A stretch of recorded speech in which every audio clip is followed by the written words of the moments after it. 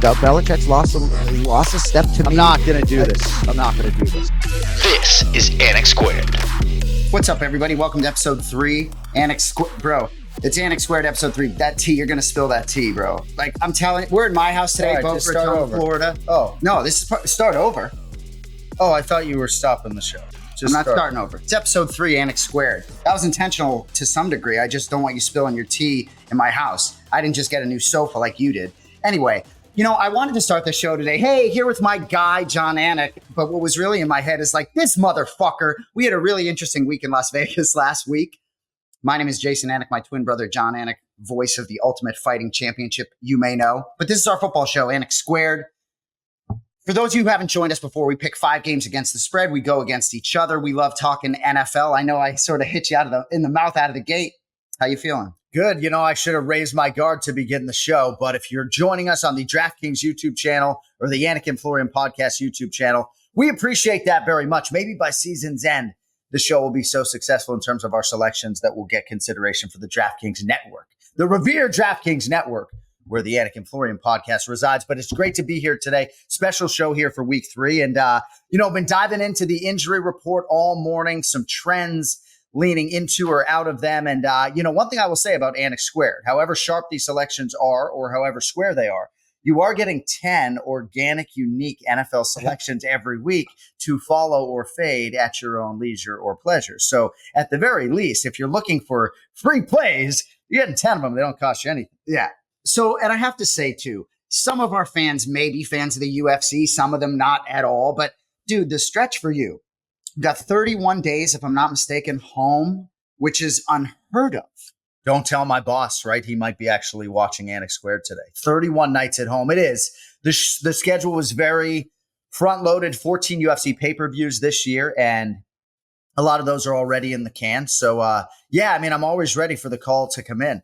I got a text from my boss the other day, and I thought maybe it was a last-minute call to fill in on Dana White's Contender Series, and it was just something NFL-related, thankfully. So, well, good to have you home, Thank you. Kid, you don't like when I call you kid. All right. Kid, boy, guy. I'm your monozygotic identical twin. So when you're like, oh, it's my boy, it's like, oh, my guy.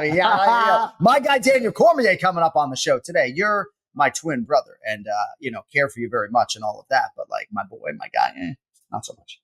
Can't wait to see DC. All right. Well, typically on Anik Squared, we're more focused on the week that's coming than the week that's past, but we still got some things that happen every week, and week 2 was no different. So we're going to get right into it. Let's see how we did in week 2, where we were hot, where we were cold, and get right to our first segment, Tire and Ice, presented by Toyo Tires. Guys, the road ahead for this football season is uncertain, and there's definitely no map available for players, fans, or coaches. But in order to arrive at the big games, you need to get there safely. The next time you're in the market for tires, there's no better route than a quick slant to Toyo Tires. Whether it's a set of open country tires for the mountains of Denver or 4 new Celsius Sports for a city like LA, you can ride with confidence and no regrets with their 500-mile or 45-day trial. Open roads await this fall. Hit up toyotires.com to find a dealer near you. Toyo Tires, open roads await. All right, my friend, we're going to get right into the super contest, which is really what matters. Again, back-to-back weeks 2 and 3 out of the gate, 4 and 6 overall. You always say, like, don't even talk to me if we get 3 and 2. It's almost like you feel like you got to get 8, 9 out of 10 right out of the gate to get a good jump on this field, because there are some relentless entries that just come out of the gate hot. So 4 and 6, first 2 weeks. If you're trying to win the super contest, you can't go 4 and 6 through 2 weeks. So we'd like to congratulate the future winner of the 2023-24 Las Vegas Westgate Super Contest. Still can cash though, right? And even when I'm sort of crying on late Sunday afternoon, then all of a sudden you get Rams +8 home, and it just makes you realize there are going to be a lot of swing games. You hope to sort of be on the right side of those, and you just kind of want to minimize those really bad days, those 1 and 4s, 2 and 3, not ideal. Obviously, we were both over 500 here, 3 and 2, to get back to 500. And ultimately, I'm trying to beat you head to head. I'm trying to stay in the game as far as cash in the contest is concerned. And I think the 2 and 3 at least keeps us in the game to whatever degree. Yeah, and we'll get to the head-to-head selections. And forgive me for repeating to the audience every week, but the super contest where we enter 5 picks every week out in Vegas, that's really what matters. What we do head to head is fun for the show, but when we're picking the lines, sometimes early in the week, things change, lines flip. So sometimes the lines we play in the super contest are very different than those on Anik Squared. So our picks that mattered this week, 2 and 3, I'll quickly go over. I got to go one at a time. So the first loss, Packers -1. All right, they lose the game by 1 point. They were -1 locked in on the super contest. This line closed at +1.5. So if you bet this game Sunday morning and you took the Packers on the line, you hit it +1.5. Up by 12 points at the end of 3. This one stung, man. That was when I felt like I was on the right side. Falcons are plucky, and for us, and I think for a lot of our viewers, what really matters is how you handicap these outfits moving forward, not so much that we were on the Packers in the contest, and it ended up being a loss, right? But as we sit here on Wednesday taping the show for week 3, we don't know about Christian Watson's health. We don't know about Aaron Jones, and we still don't know how good Jordan Love is. I tend to lean towards the fact that he is closer to what the numbers suggest than maybe closer to the middle of the pack. The numbers suggest he's otherworldly, and I think there are a lot of sharps out there waiting for him to have this like 30 completion game, but he hasn't necessarily had all of his parts. So, yeah, Packers had a ripe opportunity to go to 2-0. Instead, they're 1-1. Yeah. All right. So that was first loss. Second loss. And, I said last week with the Lions -5.5, I watched it back. I wanted to close the window. A lot of sharp guys out there were on the Seahawks all week, and I was just steadfast on my Detroit Lions. I did think they had their chances. Jared Goff was great other than the pick 6, but ultimately Seattle wins the game, so not much leverage there. Anything on the Lions before I move on to our third loss? The show's called Anik Squared. That was a square selection. That team is not healthy on either side of the ball. And perhaps you would expect some letdown even with the extra time after the Thursday night season opening win over the Kansas City Chiefs. But just put yourself in the shoes of a Lions fan, right? Had to feel pretty good about the prospect of getting to 2-0, and 1-1 kind of stings. And challenging game coming up this weekend for the Lions as well, with the Falcons coming to town. And I need to start respecting the Seahawks a little bit more than I do. Third loss, Jaguars +3.5 versus the Chiefs. Jaguars certainly had their opportunities all throughout the day, but ultimately in this contest, you can do better than betting against the world champs. I know you like Jaguars in your 5, but I probably could have left that out of the contest, but it was 3 early in the week. I like that half a point. And the Jaguars had great chances to put points on the board, just didn't. Yeah, philosophically, I'll repeat what you said. You can certainly find a better play most weeks than betting against Andy Reid and Patrick Mahomes, especially on Mahomes' 28th birthday. But I don't know, man, another big number next to the Chiefs this week, and I'm not going to be on them. All right, so those are the 3 losses. Our 2 hits, Rams +8 versus the 49ers. Thank you, Sean McVay, for perhaps being aware at the end of the game. For those who don't know, it's a 10-point game at the end, final play of the game. Rams kick a field goal, backdoor cover. We will take it. I feel like my wins are lucky and my losses are unlucky this week. Everything I hit, I feel like I didn't deserve to. Everything I dumped, I felt like I deserved to hit. Rams +8. You like that in your 5. This is just thematically one thing we talked about week 1, week 2. I'll be looking to back Sean McVay and this team, and the output they're getting from the young receiver whose name escapes me is great. I've heard his name so many times I meant to write it down. But Skowronek is even making plays. Cooper Kupp eventually is going to come back. Very interesting situation for the Rams forthcoming this week against the Cincinnati Bengals. We don't know as of this taping as to whether or not Joe Burrow is going to play. But Matthew Stafford looks fantastic. And Rams are catching points again this week. So the Bengals line I saw this morning on DraftKings Sportsbook at -1 this weekend moved to -2.5 hosting the Rams. So ultimately, maybe that's a lean toward Burrow. Either way, man, interesting start for the Cincinnati Bengals. And then our final selection, Dolphins -3 versus the Patriots. A little bit lucky here too. The Patriots had their opportunities.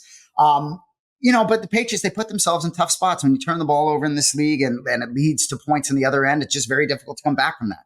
I will say about the Patriots, we've talked a lot about the Dolphins.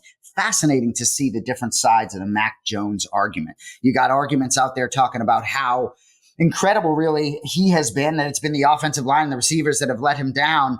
But the eye test for me, still, I don't see him making all the throws. I don't see the quick feet. And I don't know that it is so much verbal arguments being made to the positive about Mac Jones as much as it is that when you break down the film and the numbers, he has played pretty darn well. He's made some difficult throws in tight windows, and not for an interception here or there. Maybe his numbers would be even better. But to me, when I look at Mac Jones, there's a clear ceiling on his arm, and that ceiling is not particularly high. There's a clear ceiling on his feet, and he's slower than I am at 45 years of age. So I'll be looking to fade the Patriots most weeks, and I think you'll probably find that I'm on the New York Jets coming up here in week 3. So those are the super contests. So 2-3, 2-3 in weeks 1 and 2, 4 and 6 overall. Head to head, we were also 2-3, both of us in week 1. Flip that a little bit. Both of us went 3-2 this week. Okay. Back to 500 head to head. Quickly to go through your 5 head to head, your 2 losses. Jaguars +3 versus Chiefs. We already talked about that. Lions -5.5 versus Seahawks. Wins, Rams +8 versus 49ers. Commanders, so these 2 wins I want you to touch on briefly. So the Bills +8.5 versus the Raiders. We had Josh Cohen on our program last week, Anik Squared, giving out a super square, a 4-team, 13-point teaser. And you said to him on the show last week, you're like, I don't know how much I like that 22.5. Even with he took the Raiders +22.5. That was the one leg of his teasers that didn't hit. Correct. You love the Bills -8.5. You sat here with me telling me they're going to score 40 points. Good luck to the Raiders all day. Frankly, that should have been an enormous wager in our sports book with the Bills. You were all over that flip of the switch in the week. Shoulda, woulda, coulda. It's the NFL. I hate that whole, oh, man, should have been on this side, right? Shoulda, woulda, coulda, man. You know, of course, man. You know, it was the should have first been on the selection. Seahawks in week 2. What was I thinking? No, but right? it was the first pick you gave out last week and probably one of the games you liked the most, and you weren't that aggressive come the weekend on it. Well, I'm always in my own head about big favorites in the Westgate contest. So I guess that is part of the issue. But no, yes, I love the Buffalo Bills. I don't particularly care for the Las Vegas Raiders. Everything that I expected pretty much to happen in that Buffalo game happened. I didn't necessarily expect that their defense would be as good as it was in terms of shutting down that Vegas Raiders offense. And Josh McDaniels is a pretty creative guy. But yeah, man, I feel pretty good about that selection and pretty good about backing Buffalo on both sides of the ball moving forward. And Washington Commanders, it's really more about a fade the Denver Broncos situation than it is back in the Washington Commanders. But I did think that it was a big effort by that team, especially getting down early. They believe in Sam Howell. So, we feel good about getting that underdog home. And we're on to week 3. How about you, week 2? You know, there's so many comebacks in the NFL this league. At one point, it was like Broncos country. Let's ride. That building was going nuts. Yeah, I brought it back for 23, 24. There are a lot of, that building was going nuts. They were rolling. I don't know how many points they were up, but then just nope. I remember seeing shots of the Commanders sideline, Del Rio looking all upset. Anyway, 3-2, well done. I went 3-2 as well. My losses, Packers -2. Right. We talked about that game. I felt like it was my best play of the week and that dumped. Texans +1.5.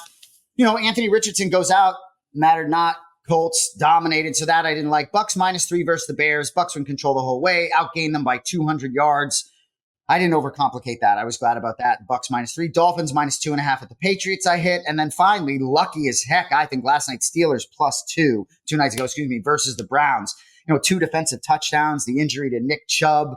I think if Nick Chubb stays healthy, he could have run for 200. He was looking fierce. But interesting, Deshaun Watson really gave that one away. So I feel lucky on the Steelers +2 there. No? Yes. And injuries are just a big part of this league and really a big part of the handicapping process and a big part of the early week line movement, of course. And even if you look at the Pittsburgh Steelers, right, and everybody banging on Kenny Pickett, and he has been atrocious, right? But he is missing Deontay Johnson, right? And they are missing Cam Hayward on the other side of the ball, right? So some of these teams right now in present constitution are just not healthy. Even the Cincinnati Bengals, right? If they can sort of stem the tide and survive a little bit with Joe Burrow not being 100%, we don't even know if he's going to play this weekend, then I still think that team can be heard from.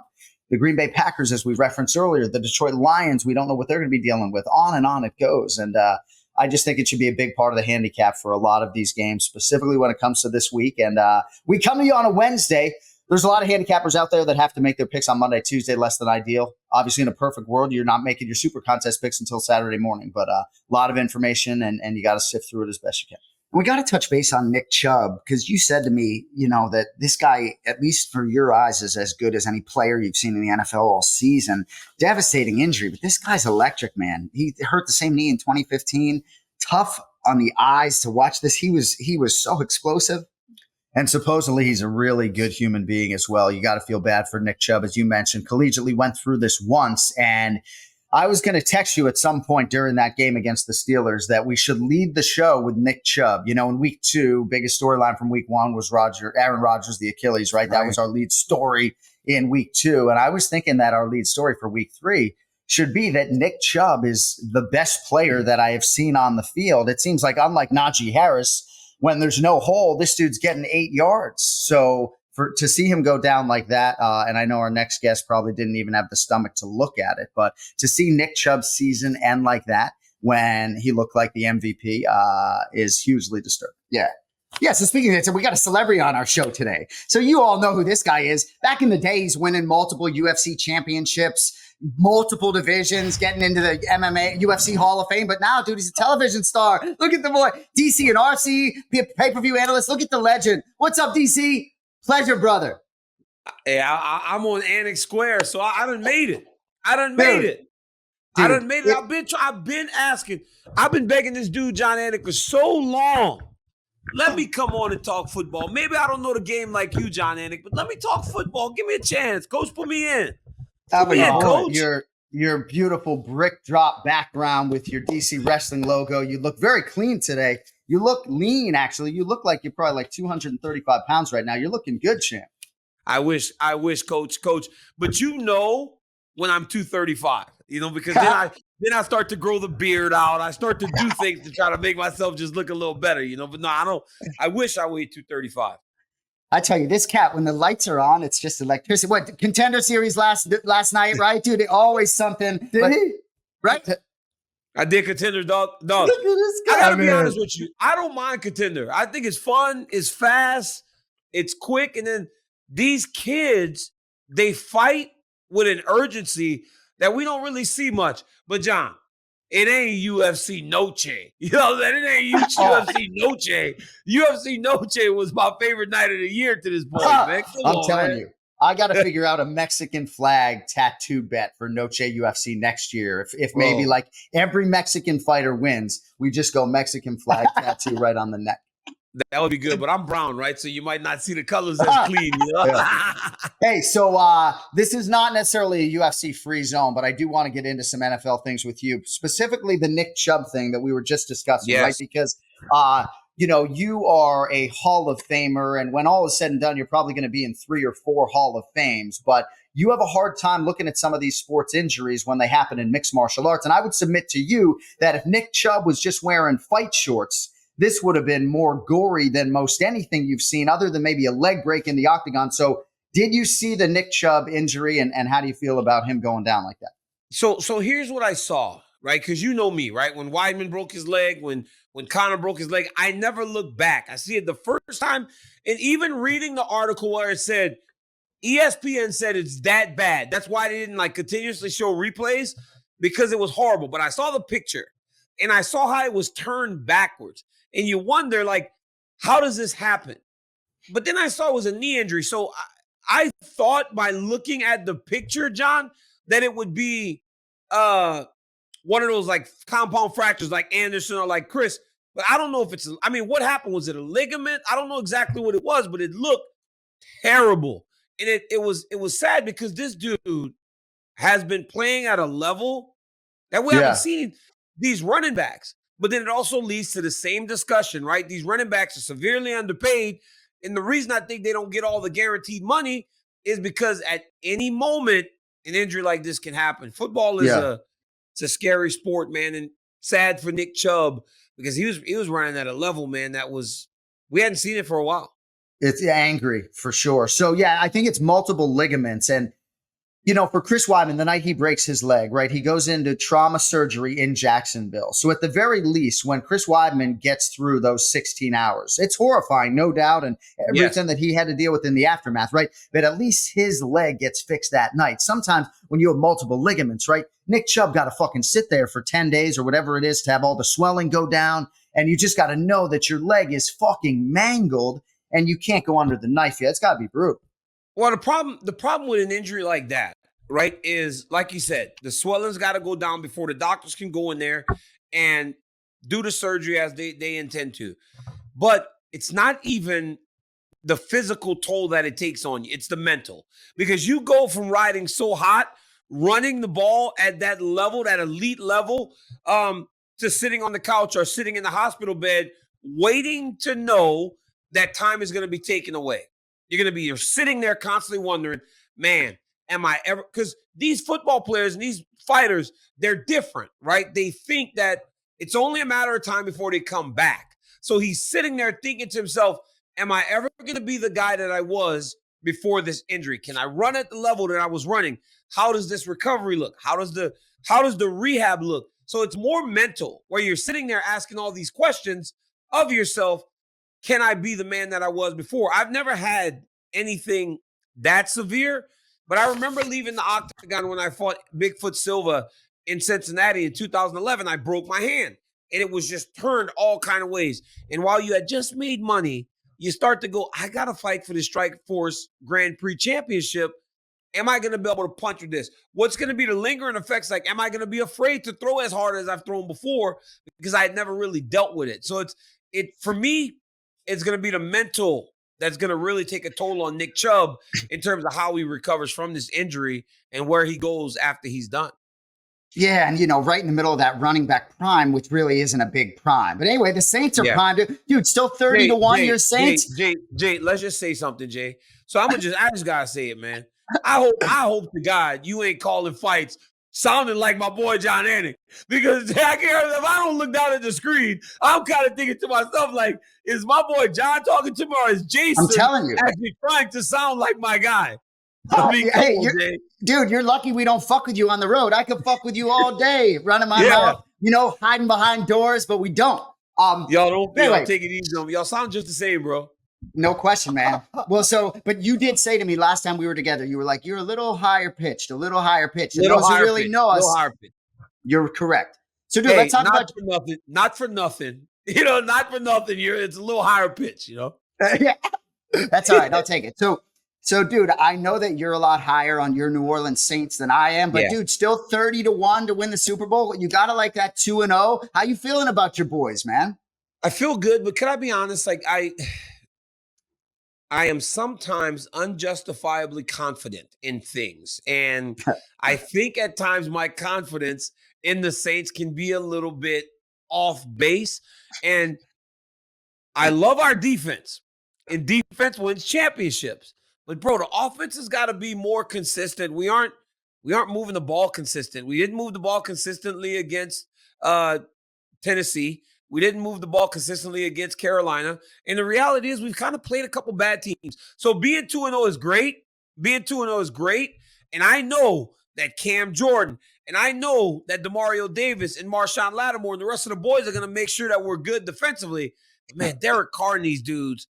I didn't imagine that the Alvin Kamara would be missed as much as he is. Good point. Because of Williams. I thought he would be a little bit better in the role, but it's taking a little time. But man, to still win and not be playing your best is a different feel for us as Saints fans, because before, when we didn't play good, we always lost. 3 teams in that NFC South right now are 2-0, and of course your New Orleans Saints are one of them. And they got the running back, the rookie, I think, Kendre Miller, who might make his season debut this week, so perhaps some injection there. I got to say, man, and I said this to you when we spoke briefly yesterday, in terms of young talent and playmakers to get excited about, sometimes these games flip on one special player or play, and this kid, what is it, Rashid Shaheed? Shaheed, yep. I mean, when he fair catches the ball, he almost has the look in his eyes like, you're lucky that, there wasn't one more yard. I'm taking this to the house, and you almost believe him. So I think you might have something there. Well, I remember Shaheed last year, rookie, wearing 89. Hey, John, he didn't have 22, right? When you're a rookie and you barely get on the team, you don't get to choose your number. We stick whatever we got left for you. Shaheed's out there, number 89, returning kicks. And you can see right away, like, wow, this kid has something. Dude. He's one of those guys that now you see the special plays in the playbook designed for him and his skill set. And I know those because we had Reggie Bush plays where we couldn't get Reggie Bush to swing the toss, the halfback toss, because they're too fast in the NFL. So what would Drew Brees do? Couple stop drop, little swing pass right out to Reggie, get him out in space. It's exactly the type of plays that we're trying to build right now for Shaheed, because if he's in space, dude is a real problem. But you have to have success from Michael Thomas and Chris Olave, because then that guy becomes your third option. And for that dude to be the third option, you got something. Yeah. This Olave turning in. I'm excited. No. I'm excited. Well, no, I mean, I'm excited. The thing is, right, like Chris Olave, obviously everybody knows what they seemingly have there, turned in the catch of the year in week 2. Michael Thomas looks like a real security blanket at times already for Derek Carr. So, yeah, Carr had like 9 straight incompletions. But, hey, man, 2-0 is fucking 2-0, right? I mean, the Packers, all they had to do was beat the Falcons to get to 2-0, and now they're staring at 1-2 if they can't beat the 2-0 Saints. This league is fucked, man. It's the craziest. Dude, how lucky are we when football starts? It's like the best time of the year, right? We love fights, but having the football season, I get so excited on Sundays. I rush back from whatever UFC we're doing to make sure that we're watching. In Australia, J.A., I woke up at 3 o'clock in the morning to make sure I watched the Saints game, and I didn't sleep until I got back on the plane so that I could sleep on the plane to get back to California. But football is the best. There's nothing that feel that we have outside of the people that we love in fighting, you don't get for anything other than your sports teams. For you guys, the Boston Celtics, the Patriots, for me, the Saints, and kind of, nobody else really. I love the Rockets, but I don't have that same connection to them like I do for the Saints. And it's 2-0. And like I said, man, Derek Carr got to get his shit together, because if not, we're going to run his ass out of New Orleans. You can't come over here and just be – you can't come over here with the contract we gave you as the man and not play to the level that we expect. The last quarterback that had a long career and then came over to New Orleans goes by the name of Drew Brees. So we are expecting you to at least be a fraction of what Drew Brees was. And if you do, John, we got one of the best defenses in the entire league, boys. And if those guys continue to play at that level, we're in. I was waiting for you to get off the show for me to talk about Derek Carr, because I got a lot to say about your boy Derek Carr, and I don't want to bother you. But it was interesting because I was going to ask you what your Sundays are like, but you said it, right? A lot of these MMA guys have no interest in the NFL. Joe Rogan probably doesn't know who Patrick Mahomes is. He doesn't. He probably doesn't. But no, my Sunday looks like your Sunday, right? Me and John talk about football, and it's like, man, this just flows, because you grow up as a sports kid. And that's the difference in most of the athletes and the people that just do stuff, right? Yeah. That's why, Jason, we can go and play basketball after not playing basketball for years, because we all grew up as sports kids. You guys grew up in a sports town, so you were real lucky to be in the Boston area. I grew up in Louisiana, where all we had was the Saints, and we were wearing garbage bags, but they were our Saints. They were our Saints. So it didn't matter what you thought about them. They were for us, and I just grew up as a kid that loved sports, man, and my Sundays are filled with football.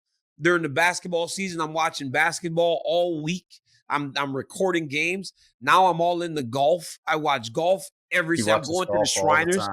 I'm going to the Shriners in Vegas the next time I'm there to work a fight night. So it's like, I love sports, man. It's like the best. Like, sports are really the best. Like, I can't explain it. We are going to get your thoughts on the Saints in week 3, and maybe if you have a play or two, but I have to get this out there before we get on out of here. So your son, Daniel, number 9 in your program, number 1 in your heart, he has had an instinct and just an ability to find the football defensively, really from a very young age on film. Yes. And I'm not saying that because you're my broadcast partner and friend. He's coming off a game in which he had his first interception. We're very excited about that footage. So to what extent do we think this young man's going to get some size to actually push him to the level where we all think that DC Jr. can actually get? I think that he's going to be big. I think that he's going to have a lot of potential, and but I always tell these kids, and I spoke this to the team the other day. There's one kid on the team, John, that for as good as all of our kids are, this kid just moves different. And you know that when they get to high school, this kid's going to go to the local prep school or the local private school that's De La Salle or one of those great football schools, because he just moves different, and he'll have a chance. My son will have a chance because of the connection that we have and the ability to put him out in the spotlight. I think he'll get big, but it will ultimately be on Daniel what he decides he wants for his athletics career. He's going to have to put in a lot of extra work. The dude lives a different life, J.A. and Jay, from most of these kids that are trying to find a way into football as a profession or whatever, basketball, baseball. He doesn't have the same worries as a lot of these kids in the inner city. And I was that kid. So I worked at a crazy level to ensure that I could change my life. And Daniel doesn't have those same worries. So ultimately, he will have to be motivated. Hey, Christian McCaffrey is a guy that had everything. But this dude, the stories that I hear out of Stanford, there was no one that worked like Christian McCaffrey. This dude was a monster in the weight room, monster in the training room, monster on the field. And that's why with all that he had, he still is one of the best players in the NFL. That's what my kid's going to have if he has any chance of even going to college to play football. It's just that competitive a sport. That's an outstanding answer, but Christian McCaffrey didn't jump off the film at 7 years old the way your son did. But I understand your point. Yeah, for sure. But he's good, man. He's good. He's very talented. He's very good. He knows how to tackle. He caught his first pick the other day. And John, I mean, I was happy. We were happy when I knocked Stipe out. You can see the pictures, guys. But my son, that screech that he let out when he caught that ball, he was like, oh my God, I caught an interception. I said, well, Dan, if you're in the right place or you're where you're supposed to be, that ball goes up in the air, man. Good things happen for you. Man. So exactly. I'm teaching him how to play the position. I'm teaching him how to read plays. I'm having to be on the phone with some of my friends that play pro football and other things to kind of get tips so that I can try to give this dude an advantage in how to do what he's supposed to do. Love it. So Saints going to Lambeau this week. Derek Carr on the season, 1 touchdown pass, 2 picks. You think they go into Lambeau? I know Green Bay's banged up. You think they get to 3-0 this week, your boys? I do. Partially because we have such a great defense. I think defense travels also, right? Mm-hmm. Whereas your offense struggles at times on the road, I think your defense can travel. Your defense, when they are playing at the level that the Saints are playing, it does not matter the noise. They will play anywhere. And I believe that the defense is so talented. The defense is so locked in right now. I think that we go to Lambeau and we manage because that's essentially what we got to do, right? Alvin Kamara has one more game. One more game to sit out, then he's back. We got to manage. I think that the Saints will manage in Green Bay, get the job done, and then when week 4 hits, I think we're all systems go. Because the one thing that we got super excited about as Saints fans, guys, was week 1 of the preseason. Derek Carr had 1 drive. We went right up the field and we scored. But we had Alvin Kamara. And on 3 or 4 of those plays, it was a drop off to Alvin or it was a run to Alvin that got us ahead of the chains, right? 2nd and 3, 2nd and 4. And that makes the game easy, even if your quarterback is, Mac Jones or even Mac Jones can manage a 2nd and 3, you would think. That's good. And I do think the Saints are due to pop a big play. I really do. That may sound simplistic, but Daniel Cormier bringing the football knowledge today. Be sure to check out his YouTube channel for all of his mixed martial arts content and some increasing NFL content, I think, in the not too distant future. Maybe this will be a monthly segment, man. We need to get you back. Telling you. Bring me back whenever you want. I love this. I love talking football and I love talking to my boys. But what a beautiful living room. I mean, whose house is this? I mean, what? John, what are you paying this guy? What a beautiful living room. I mean, guy's got no job. Quite a house, though. What a beautiful living room. All right, much boys. Love, great work. You're the best. Talk to you, boys. Later, guys. Dude, how about DC, bro? I mean, nobody liked DC.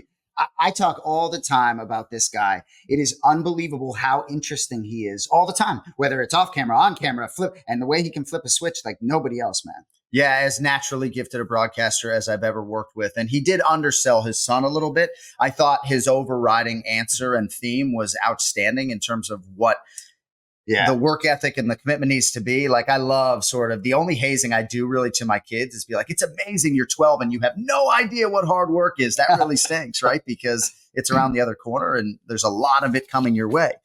But his son is not just like a good tackler. Like he'll behead people. Like he has a tremendous athletic instinct for the football and had it from a very young age. So we'll see. All right.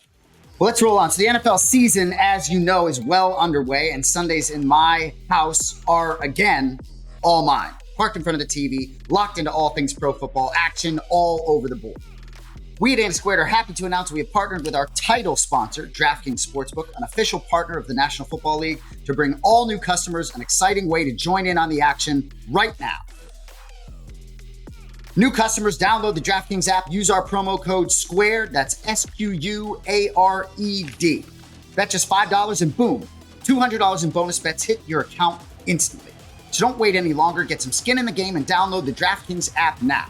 Stay in on the action and use your $200 in bonus bets on DraftKings same-game parlays. Combine multiple bets together from the same game for a shot at an even bigger payout. And if sports betting is not yet available in your state, don't worry about it. You can still join in on all the fun with DraftKings Daily Fantasy and have the shot to win cash prizes. Download the DraftKings Sportsbook app, sign up using promo code SQUARED, bet just $5 on any wager, and get $200 in bonus bets instantly. Only at DraftKings Sportsbook.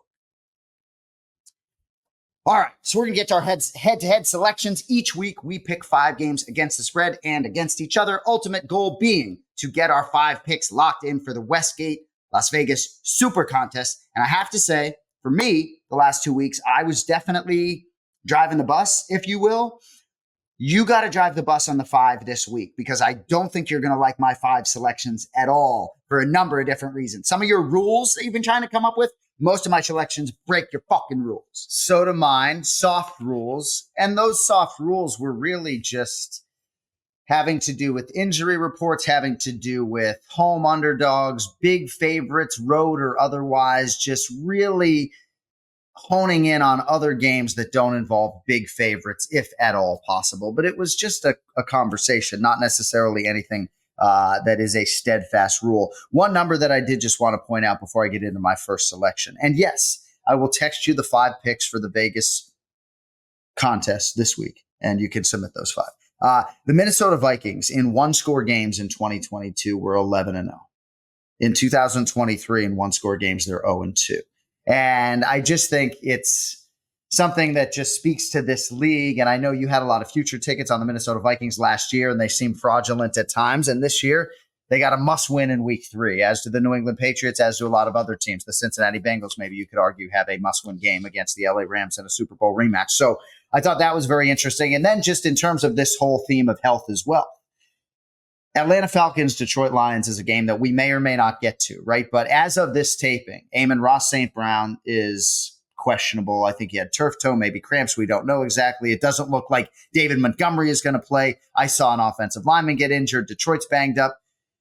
There's just so many factors when it comes to handicapping these games, but it's like, how do I sit here and tell the audience Falcons plus 3.5 when I don't even know if the best player arguably on either side of the game is playing? It's a little tough.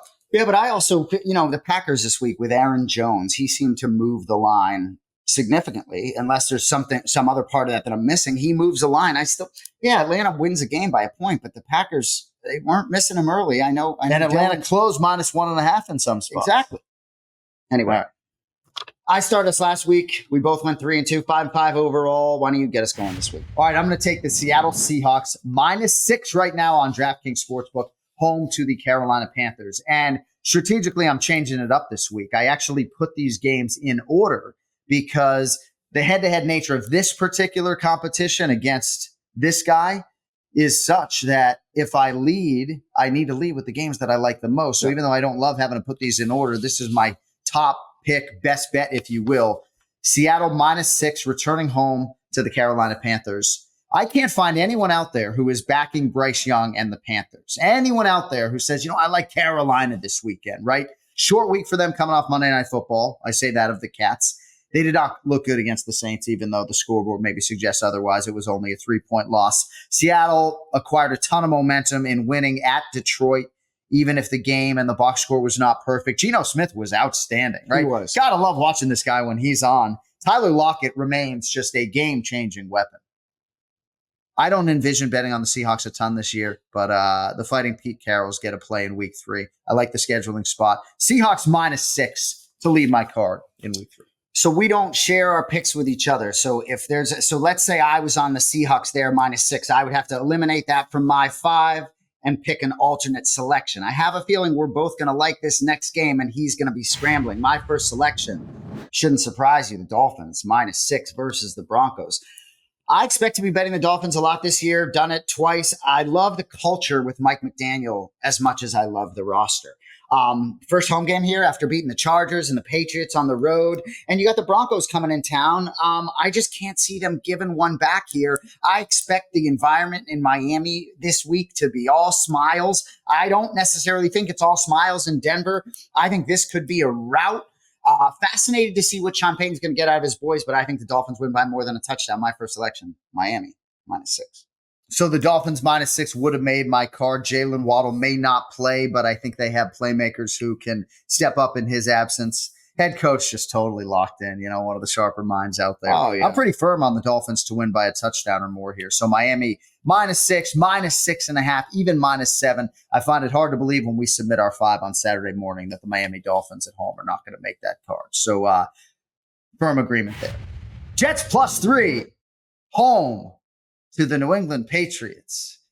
Patriots have won 14 straight in the series against the Jets, but this Jets defense is just a different force with which to contend, right? Yeah, they've won 14 in the series. How many have they won against this particular Jets defense? 0, right? 0. How does the Patriots offensive line match up with this Jets defensive front? How's that going to go for New England? I think the Jets are going to be able to run the football. You can hide Zach Wilson. Not the whole game, but you can hide him. I think it'll be a short game because I think both teams are going to try to run the football. Low scoring game. Patriots fighting for their season at 0-2, right? That's the only thing that gives me pause. The Jets are 1-1. Patriots may win a close game, but they're the ones laying 3 on the road. I think the Jets have a great chance to win the game outright. Do they not? Give me the Jets +3 as home underdogs in week 3. What do you think about that? What do you think about that? I maybe would like him more if Joe Flacco was under center. Some of these quarterbacks, the youthful quarterbacks such as Zach Wilson, it's amazing how you feel like you put your team at such a disadvantage. Even after the big plays, you just are like, they just are so few and far between. As much as you could be sure I love the Patriots this week, but I wasn't putting them in my 5. My second selection, I'm going back to the Dan Campbell well here. I'm betting on the Lions again. -3.5 at home versus the Falcons. I still think they should have beat the Seahawks last week. I understand the health components. I'm Amon Ross St. Brown. But some of the health components, if we are doing the show on Wednesday, it just is what it is. And I don't want to overthink that. I kept telling myself like the Packers were just a juggernaut this weekend, regardless of Aaron Jones. So other than that big pick 6, as I said, Goff was great. The Lions only gave up 82 yards on the ground against Seattle. If they can slow down Bijan Robinson, which I think is a tough task, I just think they should be able to cover the 3.5 here. I think this line would be a lot bigger had they won that game last week, or at least closer 4.5, 5. I like the small number here. I don't think it's going to close at 3 or 2.5. Lions, yeah, I think this boy's scrambling because he had the Lions -3.5. No. All right, Lions -3.5 versus the Falcons, my second selection. I have a section of last games out, and it includes Falcons +3.5.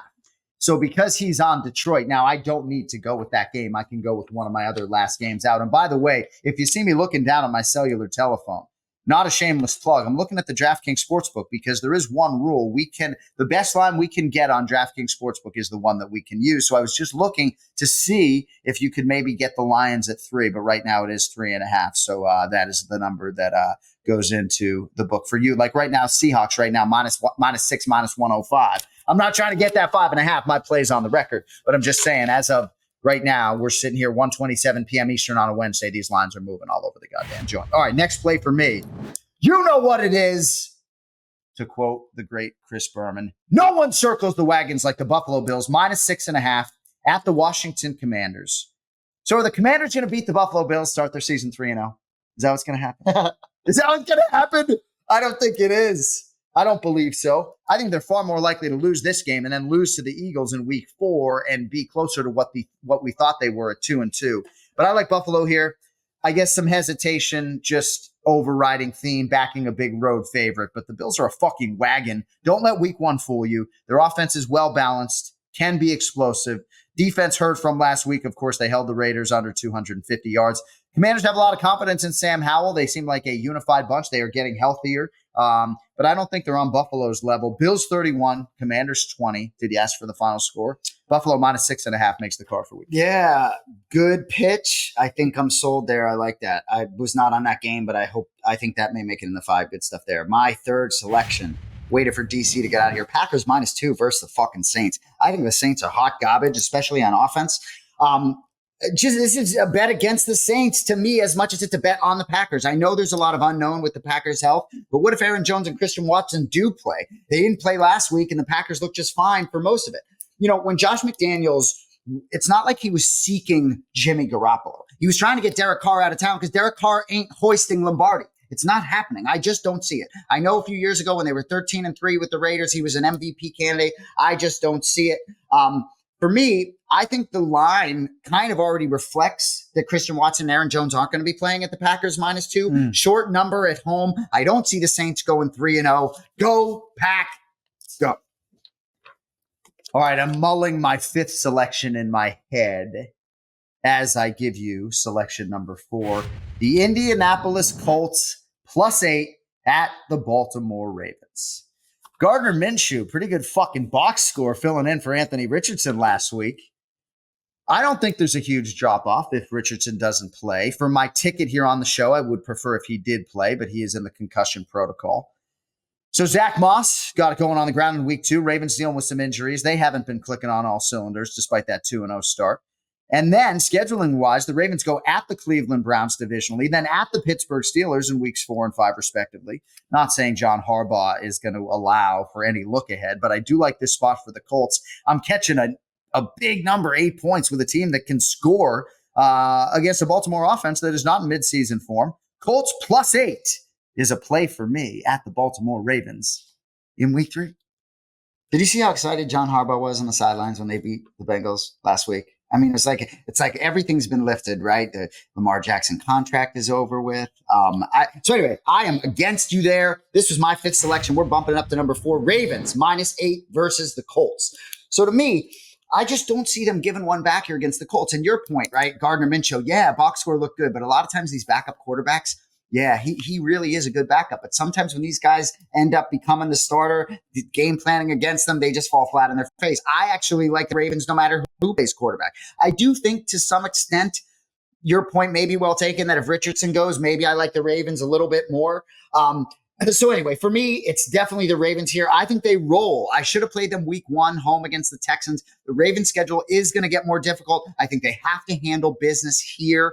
And the Texans really are still figuring it out. So the Colts last week, I'm not overreacting to that. I just think when the final score, I like writing down the final scores. I think this is a 2-touchdown game, like being head-to-head against you. Give me John Harbaugh's boys, -8, 4th selection. All right, so a lot of different directions in which I could go with this 5th and final selection. We come up with 8 games just in case there's any head-to-head agreement or even disagreement in this case with Falcons and Lions, and I still want to go in a different direction. I do like the Saints against the Packers, but I don't know on the injury report, and I don't know where that number is going to close. But I do like the New Orleans Saints as an underdog there. How about this stat for you?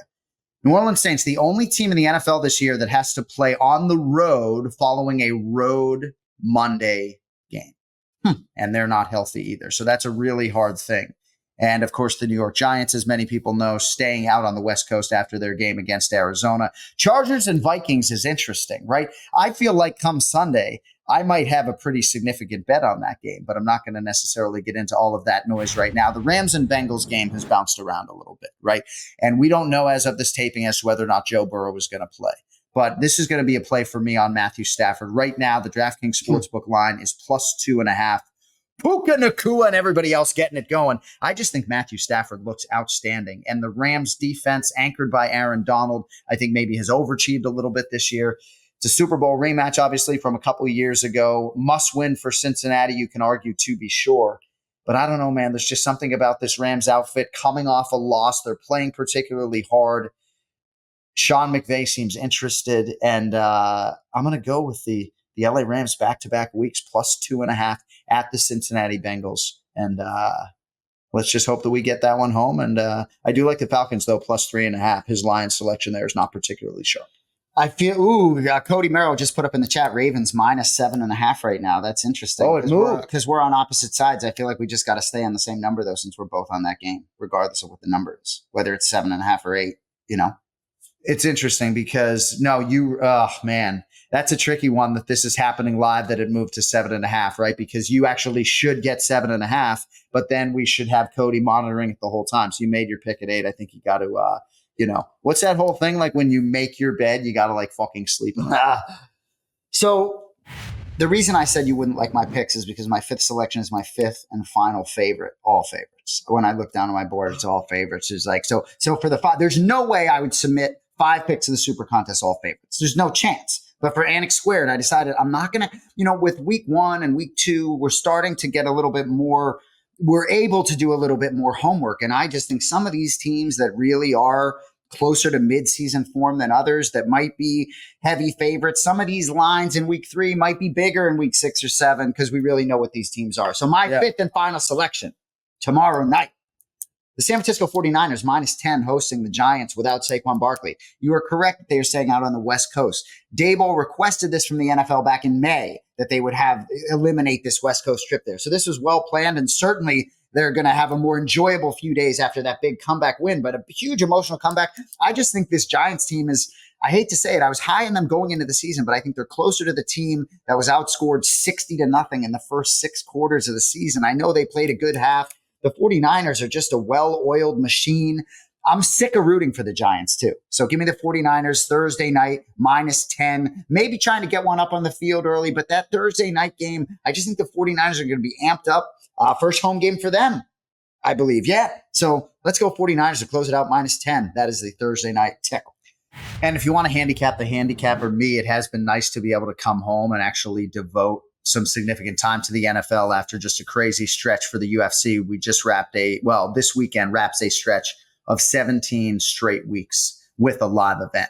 So for me, it was a nice little respite to dive into the NFL and follow or fade, at your own discretion. But we feel pretty good about the card and on opposite sides of this perennial square. So we feel pretty good. I like it. Can't thank the handsome legend, Daniel Cormier, enough for joining us today. And as always, thanks to our great producer, Cody Merrow. For my brother, Jon Anik, my name is Jason Anik. We will see you next week. We appreciate you as always on Anik Squared. Have a great week. Enjoy the games.